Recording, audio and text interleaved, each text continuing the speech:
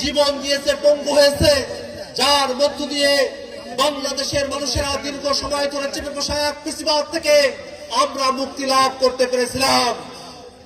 এবং তারপরে আমরা একটা নতুন বাংলাদেশের প্রত্যাশা করেছি, এমন এক বাংলাদেশ যেই বাংলাদেশে কোনো বিভাজন থাকবে না, যেই বাংলাদেশের সকল নাগরিকের অধিকারকে সুরক্ষা দেওয়া হবে, যেই বাংলাদেশে গণতান্ত্রিক প্রতিষ্ঠানগুলোকে শক্তিশালী ভাবে দাঁড় করানো হবে, যেই বাংলাদেশে গণতন্ত্র, ভোটাধিকার এবং রাষ্ট্রীয় প্রতিষ্ঠানগুলোতে জবাবদিহিতা নিশ্চিত করা, এটাই ছিল আমাদের মূল উদ্দেশ্য।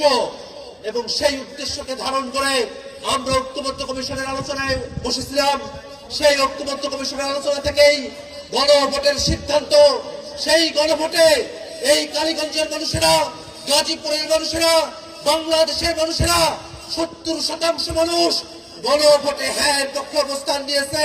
কিন্তু দুর্ভাগ্যের বিষয়, এই সংসদে প্রথম অধিবেশন, দ্বিতীয় অধিবেশন চলছে, কিন্তু এখনো পর্যন্ত গণভোটের প্রশ্নের কোনো সুরাহা করা হয় নাই।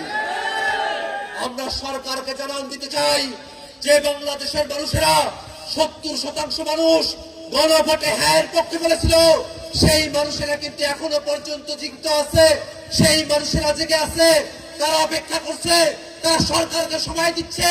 কিন্তু যতক্ষণ পর্যন্ত না গণভোটের রায় বাস্তবায়ন করা হবে, ততক্ষণ পর্যন্ত জনগণের আশাকে বাস্তবায়ন করা সম্ভব হবে না। ভাইরা আমার, আমরা এই বাংলাদেশে নানা ধরনের অরাজকতা দেখছি, বিভিন্ন জায়গায় চাঁদাবাজি, ছিনতাই, মাদকের সাম্রাজ্য তৈরি হয়েছে। আমরা সরকারের কাছে বলতে চাই, বাংলাদেশ থেকে মাদক, চাঁদাবাজের যে সাম্রাজ্য তৈরি করা হয়েছে, সেগুলোকে অবশ্যই নির্মূল করতে হবে।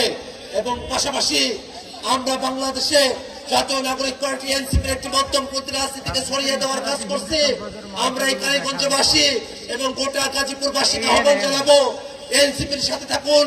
এনসিপি শাপলা পরিবার নিয়ে গোটা বাংলাদেশে মধ্যমপন্থী গণতান্ত্রিক যে রাজনীতির সূচনা করেছে, সেই রাজনীতির হাতকে শক্তিশালী করার জন্য আপনাদের সকলের প্রতি উদাত্ত আহ্বান জানিয়ে আমি আমার বক্তব্য এখানে শেষ করছি।